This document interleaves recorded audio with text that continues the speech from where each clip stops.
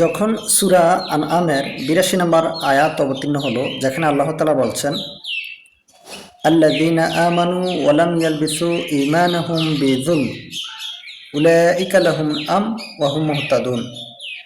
আর যারা ঈমান আনে অতঃপর ঈমানের সাথে জুলুম সংমিশ্রণ ঘটায়নি, আল্লাহ তাআলা বলছেন তাদের জন্যই হচ্ছে নিরাপত্তা এবং তাদের জন্য হচ্ছে হেদায়াত। এই আয়াত যখন অবতীর্ণ হয় তখন রাসূলুল্লাহ সাল্লাল্লাহু আলাইহি ওয়াসাল্লামকে জিজ্ঞেস করা হলো যে, আল্লাহ নবী, আমাদের মধ্যে কি এমন কেউ আছে যে ঈমানের সাথে জুলুম সংমিশ্রণ ঘটায়নি, জুলুম করেনি, এমন কেউ কি আমাদের মধ্যে আছে? তখন আল্লাহ রাসূল সাল্লাল্লাহু আলাইহি ওয়াসাল্লাম বললেন,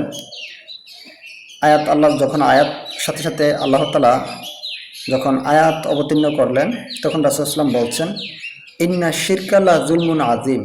এই জুলুম বলতে মূলত শিরকে বোঝানো হয়েছে। হাদিসটি পাবেন সহিহ বুখারীর ৩২ নম্বর হাদিস, আর আয়াত হচ্ছে সূরা আনআমের ৮২।